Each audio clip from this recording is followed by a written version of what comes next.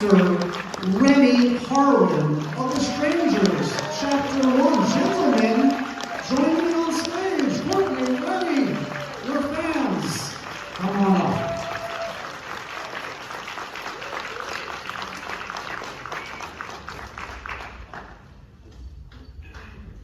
Here we go, guys. Have a seat, guys. Welcome. I tried to convince them to wear the creepy masks on the way up, but they wouldn't go for it.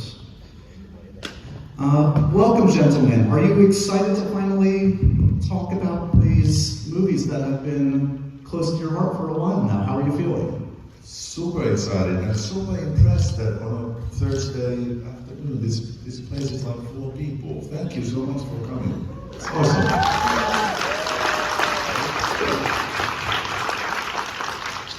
First of all, I alluded to this. Obviously, there's a lot of love for you guys. There's also a lot of love for The Strangers itself, the original film. Courtney, why do you think this concept works? Why is it worth revisiting and reimagining now?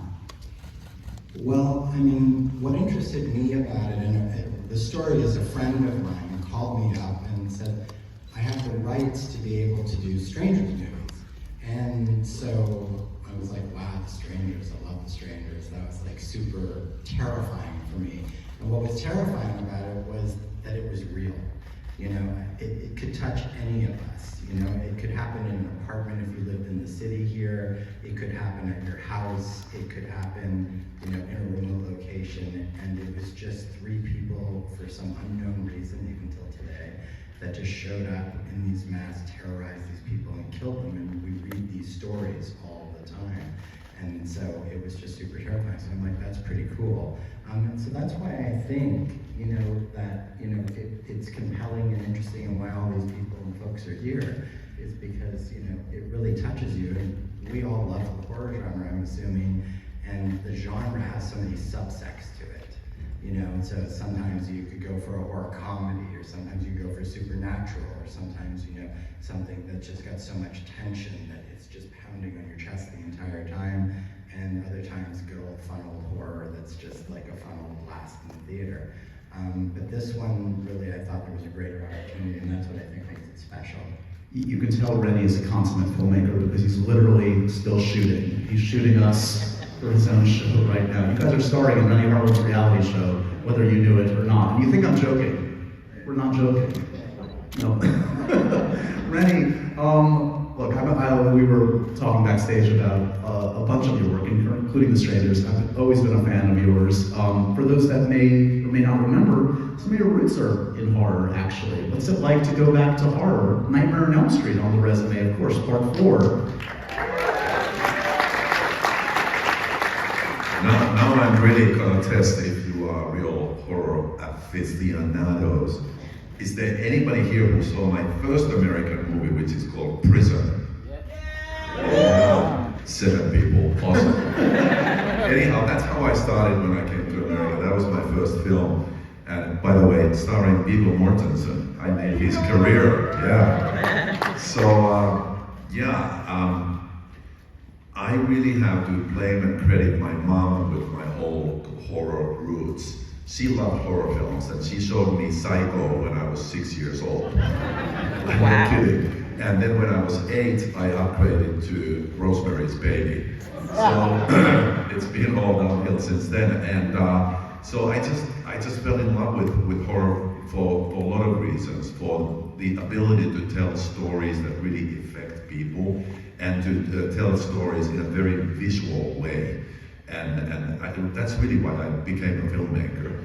And I think that we basically go to the movies for a few very simple reasons. We go there to either laugh or cry or be scared, because we can live those emotions in the movie theater safely and then go back to our ordinary lives. So for me, it's just my favorite genre. And when Courtney sent me the script for The Strangers, I flipped out, because the original Strangers really is one of my favorite horror films ever. And the interesting thing about this script was that when I opened the file, it was 280 pages long. So I called Courtney and said, are you out of your mind? I did read it first. I read it and I couldn't put it down. It took only me about about 9.5 hours to read it. And then he explained to me that there was a plan to go much deeper than doing a reboot just of the original film and something much bigger. And I said, I gotta make this movie. I love this movie, and I know why fans love this movie, and I want to do this so that it's for the fans and it's for the new generation, even if they haven't seen the original. Let's tease the audience a little bit before we show some stuff. Let's set up a little bit of the characters we meet here, the setting we meet here. Courtney, there's a couple at the center of this. They're celebrating a bit of an anniversary. Are they doing all right? What do we need to know at the outset of The Strangers? I mean, at the outset of the story, our couple, Ryan and Maya, who are really, intended to be the Scott Speedman and Liv Tyler characters for our version of it, have a great life going on. They are going, cross country. She's going on a job interview in Portland to be an architect, and he's going with her. They come from the city, and they, he's not so happy about potentially moving over to Portland, leaving the city, they stop along the way for certain circumstances and end up spending the night in a town as they get closer to Portland. So everything's hunky-dory, as it should be. The interesting thing I'll say about this, just to give it some context, we sort of looked at the original Strangers, obviously, in detail, and then, we looked at the sequel, Pray for Night, as well. And for us, where Pray for Night was another Strangers story, as often sequels are, and took place in a trailer park and had a different, family and group. What we saw the opportunity to do was, sort of reboot the original, make some changes that were necessary for us to end up with the 280-page script that Renny likes to quote me on all the time, seeing as they're usually like 95 or 100 pages. And to set it up the right way to tell a much bigger story, and then to ultimately answer, a lot of questions and create some new ones. That's where it all begins. So it's one thing to talk about The Strangers. Should we show them some footage? I mean, they're here. Do you want to say something? So again, this is a gift just to you guys. Put your phones away. You're getting this is literally the first time anybody in public has seen any footage from The Strangers, Part 1. You're going to see Maya here, played by the great Madeline Petch, who we're going to talk about very soon, getting a visitor. Probably a friendly visitor. Let's take a look. I never knew a knock could be that menacing. You amped it up. The sound design in that is impeccable. Is that fun for you as a filmmaker? But what you can do, you kind of alluded to this before, what you can do just with sound, score, lack of score, it really you can use everything in your toolkit to play up the tension.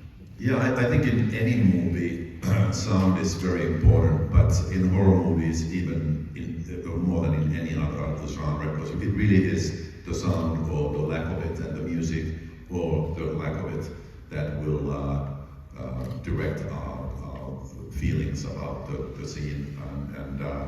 We, Courtney and I, really spent a lot of time. We mixed the sound in London, and we spent a lot of time with the design of the score and the sound effects to create really the feeling of dread and pressure that we hope the audience will have throughout these movies. So it's really, and it's about what's so important to the Strangers movies is that we don't manipulate the audience. We don't create jump scares just to say boo and do big musical stings and things like that make you jump. Because it's the reality in these movies that is so powerful. So that's why you maybe noticed when that figure walks behind her, we just have a little bit of a sound there, just a little bit of atmosphere, but there's no big bang. Okay, there's the scary thing, jump now. So that's, reality was our main thing that we wanted to follow always. And also the musical score is not your typical, big drums and violins and trumpets and things like that. It's about the atmosphere. It's about just giving you that hopeless feeling of dread all through the movie. Because it puts the audience in her shoes. Like if it's not, if it's just a feeling of dread as opposed to like a heightened world, you're Maya and you're like, holy crap. Exactly. Because I feel that sometimes music can sort of like make us removed from the reality, and you feel entertained because the music is good and effective, but you're watching a movie. But sometimes the fact that there is no music, especially in a horror film, really forces you to be there in her shoes, like you said. Let's talk about your Maya. Courtney, can you talk about why Madeleine was the woman for the job? She inherits the mantle. Our next scream queen, perhaps, is Madeleine Petsch. By her. I would say absolutely on that. So, I mean, Renny and I don't even want to say how many, but we interviewed many different actors for the Maya role. And in this particular, version of The Strangers, we have chapter 1, chapter 2, and chapter 3. It's a much greater, far-reaching arc that this character has to go through. And two, in the way that we were doing it, we actually shot the entire thing at once. To us, it was a giant movie. It would be like if we sent you out and said, okay, go watch the one Strangers movie. It plays from beginning to end as one movie, and it's going to be 3.5, 4 hours, which I guess is probably okay because that's Marvel movies these days. So maybe we're all accustomed to it now. But that being said, we said we'll break it into parts, and we needed somebody that was not only super talented and super, understood what we were trying to do, but also somebody that could walk on the first day. She'd seen day one of movie 1 and chapter 1, and then in the afternoon be shooting scene 53 of movie 3, and be moving like that during the whole course of production, which is, it's hard enough to do one movie like that. Forget for an actor playing that role to do all of them. So I'll tell the story if it's okay, but when we did the interview with Mads, she goes by Mads, she interviewed us. That's what happened. I mean, we thought we were interviewing her, but she interviewed us. This is her favorite horror movie. So right away when you hear that, you're excited, but people are going for an interview, maybe she's just saying that. But she had 21 pages of notes in a notebook, okay, for an interview, and started just going off on them with us. And Renny and I sort of looked at each other, and we were on a Zoom at this point, and we were like, okay, 5 minutes in, magic just happened. And that's literally so rare, but so fortunate. And then, the trust that you have, because you're shooting chapter 1, 2, and 3 at the same time with that person is immense, between filmmaker and that actor and all of us. And we really became like a team of 3, putting a movie together, and she never let us down. She just showed up fully and knew exactly where she was in this massive arc all the way through, and truly it was a pleasure to watch and a pleasure to do it. If I may just add to that we realized right from the get-go that we had a really challenging task, because as far as we are concerned, Liv Tyler did an incredible job in the original movie. And how do you replace Liv Tyler? So it wasn't like, well, let's just find another Liv Tyler. That's impossible. But we had to find something else, something different, and not just a good actor, but actor who can really, with the intelligence and sensitivity, show all these shades of like a regular person who is vulnerable and goes through this incredible ordeal, and shows then what does that do to a person, especially a young woman, spiritually and physically and so on. And when we shot the movie, we felt like we won the lottery with her. I can't imagine any other actor who could do what she did. And when you see the movies, you'll know what I mean. It's absolutely stunning what she goes through. We're bringing you the goods today, guys. We got more footage for you, just for you guys in the room again. Presumably, like putting this together, so it must be. This is how these films are meant to be experienced: to feel the palpable tension in a room with an audience. Are you always thinking about the audience when you're on set, when you're in the edit room, and how it's going to play for a crowd? Yeah, it's all about the audience. And I'll give you a very quick story from my past. When I had my first hit film, which was Nightmare on Elm Street 4, and I was just, I was in my 20s and I was still pretty new in Hollywood, and the chairman of the studio took me on a limo ride. I had never been in a limo before. In Hollywood, he said on a Friday night he wants to show me, audience reactions. And we are driving in Hollywood, and then I see this huge line of people around the block on Hollywood Boulevard, Sunset Boulevard. And I was like, hey Bob, what those people are lining up for? Are they giving out sandwiches or something? And he just smiles at me and says, Renny, they are lining up for your movie. It was the first time I realized that this could happen. And then we went to the movie theater and it was sold out, and people are screaming and they're stomping their feet, and in the right places they are laughing. And it was just such a powerful, it's like there is no experience like that as a filmmaker, when you really feel that it's like the audience is with you, all the things that you did for, from your honest heart, you're doing your best, and it works, and they love it, and they are enjoying it, they are getting what they wanted. So that's the reason why we make movies, and of course, when you're making a movie, you're making honestly the best thing that you could ever possibly imagine making. But of course, you're thinking about the audience, and you're thinking like, okay, how do we tell this story? And especially in this case, when you're doing a reboot of a fan favorite, you have to be so careful. And as you could see in the clips, we call it a reboot because it's a movie based on the original Strangers, but it's not a carbon copy of it. So you see the atmosphere is similar, but the scenes are not exactly similar. Courtney, are there scenes, and again, we're just getting a taste. We're just getting a taste of one of the films. This is just tip of the iceberg. There must be so many scenes you're excited for an audience to experience.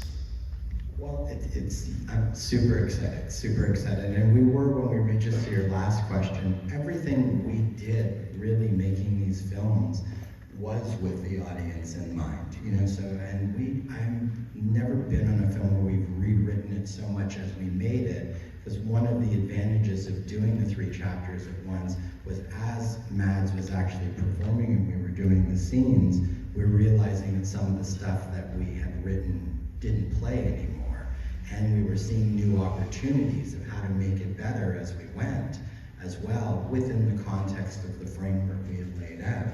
And all of that was sort of in the interest of, taking the audience a step further and a step further and a step further along this journey, because the journey is really about that character. We sort of coined a term as we were making it, which is character-driven horror. And that's how we looked at these sort of 3 chapters and what we would be unveiling and unraveling for the audience and with the audience as we went, from both the perspective of protagonist and antagonist to actually, and then that's in the horror milieu and all the great things that go with it, obviously, but really at a level that we feel like is very satisfying for everybody.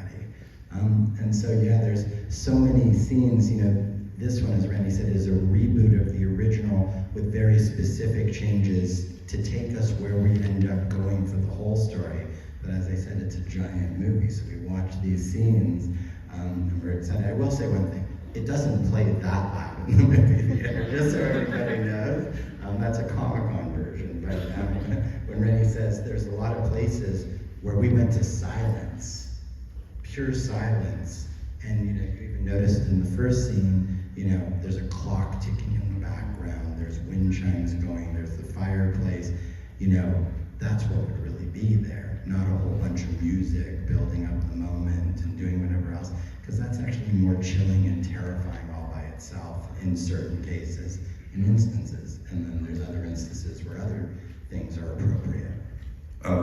As you were talking about the reality of the movie and thinking about the audience and how it developed as we were making the movies, I have to add, if you don't mind, that I developed a term for Courtney during the shooting, and I called him the fun police. And what it meant was that whenever, sometimes I admit, the little boy in me and the crazy filmmaker in me took over for a moment, and I would say like, how about we do this? And Courtney would be like, great idea, but you know, in this movie, maybe we shouldn't go that far. And it was really about, and I think we became a really, really great duo in like, we were really in this together. And with Matt, like Courtney said, so we would check on each other all the time. And like, we really dove into that world. So there were clear, unwritten rules that we were following. And by fun police, I really mean that it's about making sure that I don't start making a movie and like, let's blow up something, or you know, but it's like, we are always staying in the reality, so we are always honest to the characters and honest for the audience to stay in that world, in that real world.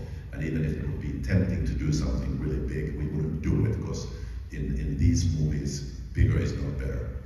Yeah, the goal just on that, like Renny's 100%, I used to call myself the script warden, you know, so that's what I was saying. We had a line we developed for what the tone of these movies was going to be all the way through, and we could never break that tone, because then we would effectively break the fantasy that we were creating within this universe. You know, if suddenly there's just a big boom and it doesn't belong there, or Renny, like, you know, can we chop their head off? No.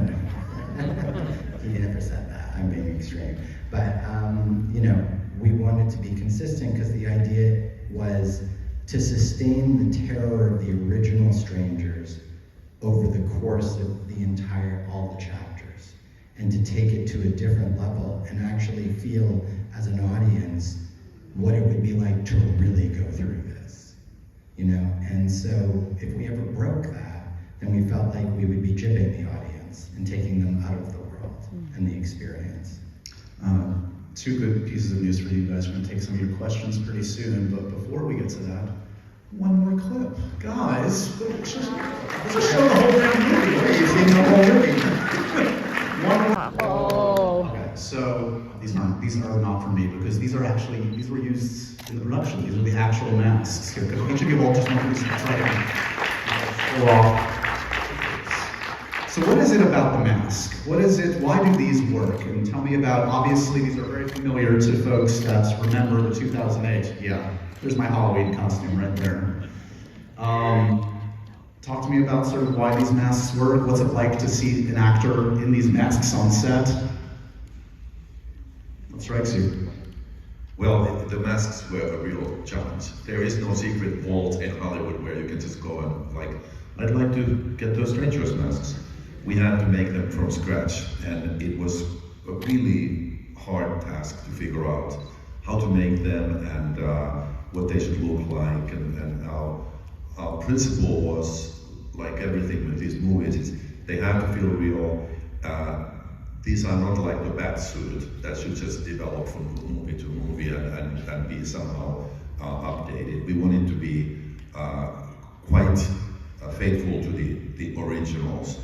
And it took months to create them, and a lot of people tried and failed. We test shot them, we lit them and shot them and tried to get them just right, to work in every lighting condition and so on. And the masks were not finished until the morning the shooting started. And we had only one of each. So they were like, you know, it was like having some diamonds, like, you know, one of those security guards shows up and opens the box and there's the thing.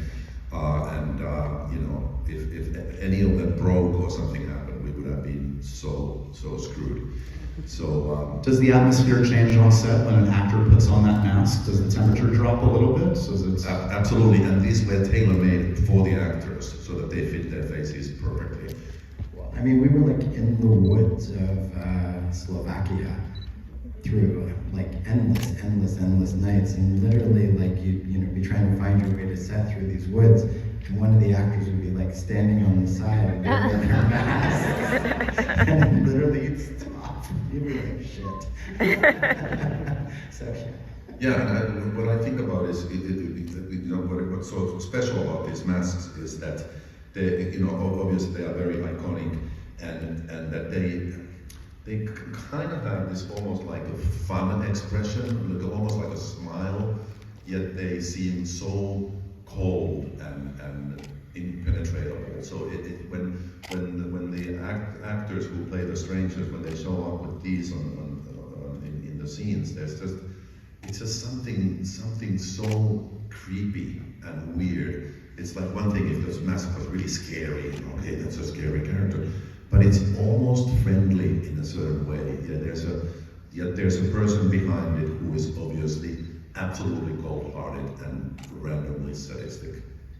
This is like Renny and I, so he's like, they're friendly in a way. I'm like, if I saw one of these people walking up to me wearing this mask, I'm hightailing it the other way. That's just me. They're friendly. I'll put these back in the precious bag. But here's the thing. On the design, they gave us a whole bunch of options of how to sort of update them. We kept looking at them, we kept looking at each other, and we kept going, this is just not right. And we did this many times as far as the original Strangers was concerned. Where they did it right, we agreed with it. And so with the masks, where we ended up was, there's very slight differences from these masks to the original ones used in the original Strangers, because really they were so chilling in the first place. We thought they were so effective, it was better to stick with them. And so there's very few alterations. As Renny was saying, we sort of said this is not a Batman movie, we have to update the suit, we have to do that. We like what was done, made very small modifications, and also the way they fit on the actors' faces made them a little bit more chilling as well, especially in the case of Scarecrow. I literally can't see anything in the audience, but there should be a mic in each aisle here, so if you guys want to wind up if you're not already, we're going to take your questions in just a second. So we've been talking a little bit, yes, there we go. In a second, we're going to come to you guys. You were loosely inspired by the original Strangers. Can you tease a little bit about what we can expect? The idea, I believe, is we're going to see, this is pretty unprecedented, guys. We're going to see 3 films next year, already shot. I can't remember something in the horror genre doing it this way. What can we expect in these next 2 Strangers films? What are we comfortable saying at this point? I'm not comfortable saying anything. What I can tell you is, where the first one ends, the very next scene of chapter 2 is literally the very next scene in the story.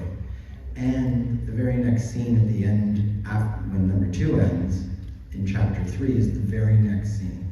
So unlike Pray at Night versus the original Strangers, you're following one exact story here. And I think what you're going to see here, you're going to be very happy with. But in movie 2, it's an entirely different movie, but in a good way. And it goes to an extremely sort of different but dark, realistic place and terrifying place as the original one, and there's a big psychological aspect of it. I want you to imagine, like in all the horror movies we watch, when you see characters go through these horrible circumstances and then suddenly they turn around and this is tons of fun, so I'm not like poking fun at it, suddenly they're killing a whole bunch of people by the 3rd act of the movie, because that's the movie and it's fun. Imagine if we made somebody earn it, and you actually went through literally what brought them to that point in real time, and you went through all those beats with them and all the terror with them along the way that actually changed them.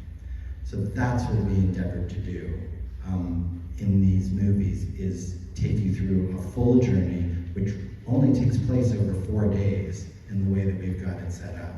So it's not a long journey, it's a very short journey, relatively speaking, but it's, I think, extremely satisfying without giving away any spoilers at this point. So, I'd probably be in a lot of trouble.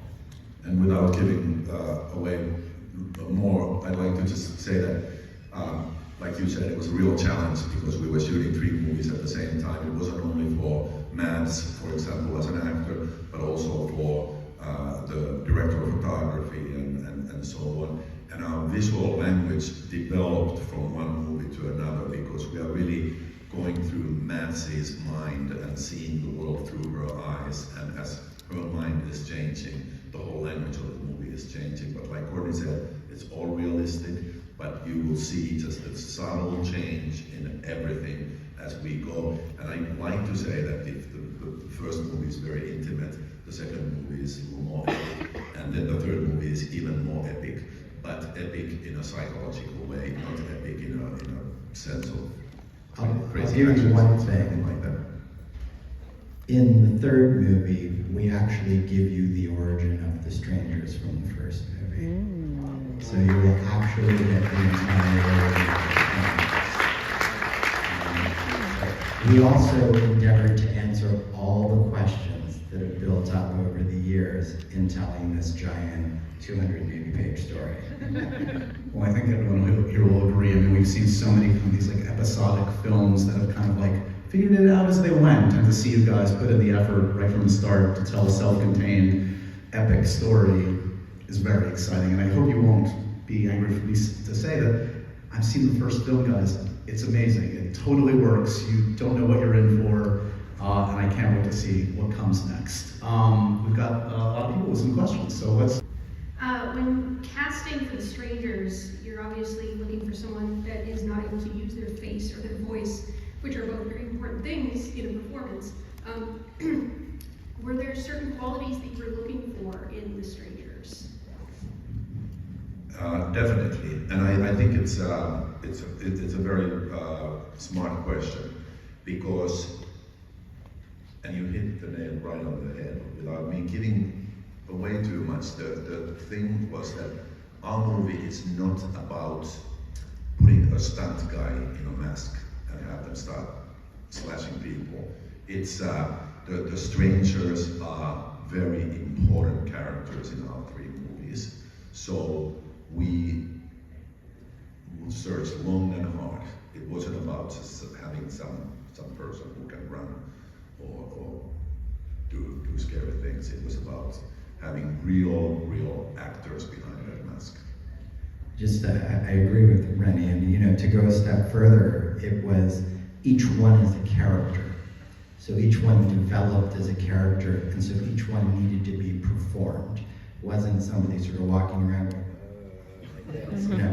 They actually became characters, and they had to perform behind those masks without dialogue and have it translate to you as the audience who they were, what their characters were, and how they developed, that they were actually real people under those masks, because we've all seen the original Strangers, so we all know that they were just normal people, right? And that's what part of what makes it terrifying. And the other thing is we unveil them as time goes on, so it becomes kind of fun as well.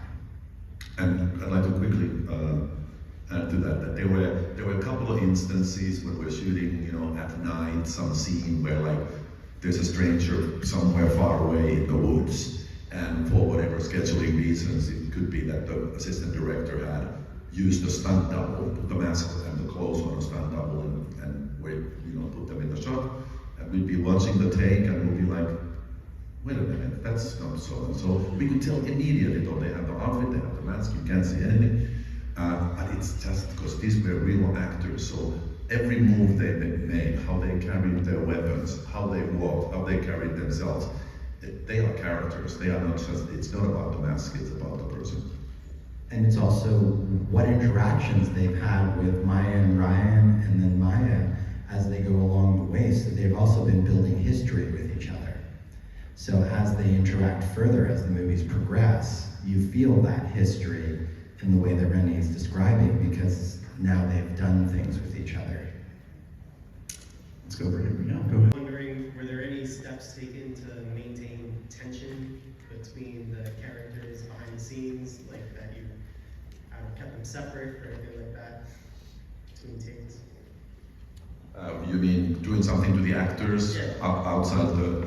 Well, we, of course, won't force anybody to do anything, but the actors definitely were doing that. There were some actors who would never talk to each other and never socially hang out together because of those reasons that you mentioned. So definitely, a lot of the actors took it all of them took it very seriously, but many of them took it to the extreme, and yeah, I got very friendly with a family of one of the actors who were there, all the spouse and the children, and they were telling me like, we can't even take that person to a grocery store with us anymore, because the way he or she is looking at people, it's so scary. We can't go there.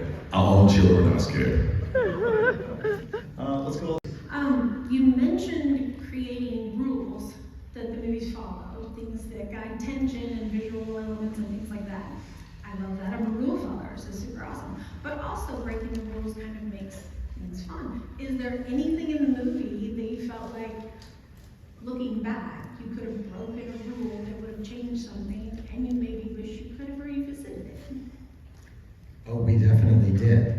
But we did it within the context of the tone and the line that we established. So we surprise you and do break those rules, and things happen in the choices and then some of the surprises, and we hope that you're going to be like, oh my, right? So it's within that line that I discussed, but we definitely didn't make it so you're going to predict as you're watching the movie what's going on. When we were talking about making it satisfying for the audience, so much thought was put into exactly that. Yeah. Great question. Yeah, I agree. I want to add to that, really, that it's in horror genre, maybe in general, but especially in these movies, our main focus was in leading and misleading the audience. So we really wanted to stay away from the cliches and putting the scene or scary moment where you would expect it to happen. But on the contrary, just for the audience, it's like they're sitting there going like with their boyfriend or girlfriend, it's like, hey, you know, so nothing is gonna happen, and then it doesn't happen, and then when you're just relaxing and you're thinking like, oh, well, this is at least safe to take some popcorn, then something happens and the popcorn goes fine. You know, just to finish that, you know, what we strove to do here, and I hope we succeeded and believe we did, is create elevated horror. And as I said, character-driven horror, so we cared a lot about exactly what we're talking about as far as the characters, what gets unveiled. And I will say, you know, one thing we did change majorly along the way and then finally shot it, we left it till the end on purpose, was the actual end of the third movie, which we feel like, you know, will be an ending where everybody is extremely satisfied. Like, and going, that was cool, and I've really never seen that before. We keep adding to each other's things. No, I'm gonna be the last one speaking. but yes, Courtney is saying exactly what's so true, and because of our relationship with Matt and our trio working on this, you know, for nights and nights and nights and nights, I think we kind of started to, you know, become very part of the story ourselves.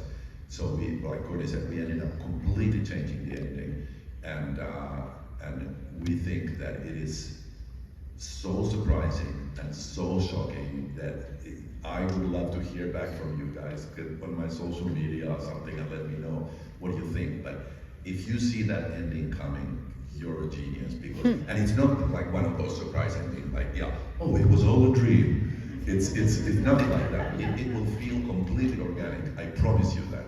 But it'll be something that you never saw coming. Well, you told me it was all a dream. We're all going to meet back here 1 year from today in this room, and we're going to discuss. Agreed? Let's go. With the 3 movies in this trilogy and more time spent with these intruders, how do you feel you still retain that mystery of their sadistic behavior and random act of violence summed up in that amazing final line, because you were home? I think that, I don't know if you're like me, but since I saw the original movie 15 years ago, these questions were lingering in my mind, like why and what, and partially that's what made the movie great, that you didn't know. So, like Courtney mentioned, we are answering some of those questions by the third movie. You'll understand some things that you never knew before. But I know that we leave so many unanswered questions, new unanswered questions in the end of the third movie that I think that will give that satisfaction or irritation to the audience again, which is, well, now we have to watch another three to find out what did that mean. But we did spend a lot of time on exactly that question, to answer your question. And so, as we take it forward, we sustain it. So, in chapter 2, and even for a great portion of chapter 3, we sustain exactly that palpable tension and exactly that wonderment as to why is this happening and who are these people. But what we do is we allow you not enough to figure it out to be true, nor did we intend to do that, but we sustain who that is and why it's happening. We take you to a different place where we actually looked at what would be the answer, what could be the answer, a plausible answer to exactly that question and who these killers really are. And I think we did a very, true job of it. And when Renny's talking about the way it ends, it's not so much it's surprising, it stays true. I think is the better, not necessarily better, but the way I would say it, and I always felt it was, I didn't want it to be an ending that, you're sort of like, I went through all of this, I went through the 280-page thing, and this is what I got. It's like watching the end of Game of Thrones or something. I mean, I don't know. Sorry. Let's go over here. Hey, there are two quick questions. The first one, how long are we going to have to wait after the first one gets released before the second one's going to get released and the third one? Like, realistically, what type of time frame are we looking at? So our favorite question, right? Because this is the one that we ask the studio every day. So what we pray for and what we've been hoping for, and I think everybody feels really good about, is because we made them all, because they're all going to be ready to go, what we would love to do is make that window as short as possible, right? So the idea is that, like, in our minds, and we've pitched it really hard, the first one comes out, and literally like 2 to 3 months later, the second one's out, and 2 to 3 months later, the third one's out, and so everybody can enjoy the conversation for a nice short period of time between movies, because we create all these Easter eggs and fun things to talk about, and then the next one comes and everybody's excited for the next one. So it feels like that, and it's sort of like, it's a new way of doing it, I guess, but it all just came from this crazy idea of there's a bigger story to tell, so we're making a giant movie, and as it turns out, we have 3 chapters. So I feel like all of it will come in 24. We have a lot of folks with questions, so I want to spread the wealth. Thank you, though, for that. Appreciate it. Let's go over here. Yeah, so you had this 280-page document that turned out to be a screenplay. What was the aha moment for you that told you that you had that? After they said that they had the rights to strangers, what was the aha moment that told you that you had something that was that length that you wanted to tell the story about? And then obviously, like, visually too. Frankly, when my friend called me, I was like, you want to remake The Strangers?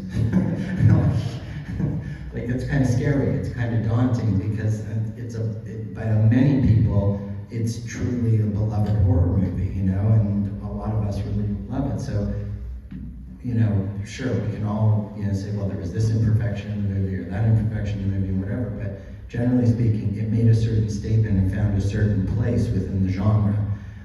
So it was daunting, and I said, I think that if we're going to do it, we need to look at it and see how we can tell a bigger story here, and also, answer a lot of questions that people had, and then create some new ones, because it's just boring if we just answer them, but we don't stay in the original vein of the original Strangers even to the end. So the aha moment was probably about 2 weeks after, when I sort of thought I had a brilliant idea, but if I look back on it now, it was just like the germ of what was a brilliant idea, to be honest. And there's so much hard work and collaboration with Renny and Mads, and so many talented and great people that we were fortunate enough to have. And but that was about it, 2 weeks after that. We have time for one very quick question and one very quick answer. Finish strong. It's all on you. Cool. The original Strangers movie had a lot of moments that kind of stood out for me personally. Like one of the scenes that stood out the most was the moment where she was on the ground and you hear the footsteps running up and then they hit her. So like those kinds of moments were really like pivotal in the movie. That stuck with me the entire time since the first time it came out. Did you take moments from that first film like that and try to recreate them in another way? Like in the preview, we saw the person walk in the background kind of like they did in the first movie. So were there other scenes like that where you said these were iconic moments in the first film and redid them in a new way? Yes, I would say definitely that we wanted to be faithful to the first movie in a sense that though this is a retelling of that story and we're doing it in our way, we felt that there were those touchstones, that the markers that should be there, so that for the fans like you, it gives that satisfaction. Like for me, I'm a huge fan of this movie, so I get that satisfaction of like that's that emotion in that situation, even if it's a little bit tweaked. And then for the new audience, you know, it feels of course very, very fresh. But definitely, I think we would be letting down the fans if we said we're just taking the title, but we're just making a completely different thing. But that's the first movie, and then we go on from there. Definitely, the answer is 100% yes. And you know, the shock of the moment that you talk about and the sort of stark brutality of it exists in a different way, but it exists exactly based on what that idea and concept was. The terror of a guy standing there looking at her for 50 seconds and she doesn't know, you know, in that mask, which is one of the more chilling moments was for me of the original Strangers. We have our version. So all those things is where we call sort of paying homage to the original and making sure that those important aspects would be definitely present, but not the same, but definitely present for what they represented and what they did to make the first movie so effective and so jarring. So, I feel bad for the gentleman who was standing there. Why don't you run to the mic and ask your question? Clock is ticking. Because I felt bad for 50 seconds, guys. Thank you. It'll be a really quick question. Brian Bertino, the director of the 2008 film The Strangers, said that he was inspired by the 2006 French film Them. Did you guys ever see the movie Them, the French home invasion horror film? Yes, of course. Okay. It's also one of my favorites. Yes. It's awesome. Thank you. Thank you. So the bad news is we're out of time. I have some good news before we end this panel. One, well, you know this already. You have 3 Strangers movies in the can. These guys are hard at work on them. They're going to be awesome in 2024. That's the most important thing. But if you want to stay abreast on everything, there are QR codes on the screens here. Make sure to scan that. That'll give you updates on everything coming up in the Strangers. And I want to show you one more thing that's pretty damn cool. We've got some posters on the way out, guys. Did I have that right? Oh, there we go. That way? Yeah. And if I'm correct, Very cool. One more. sorry, if I'm correct, there's only 100 of these in the world, and they are signed by us. Some of them are the are- only people in the world who will Some get of them. them are signed by Renny and Courtney. So congratulations, guys. Courtney Solomon, Renny Harlin, The Strangers, coming back 2024. Thank you very much. Thank you.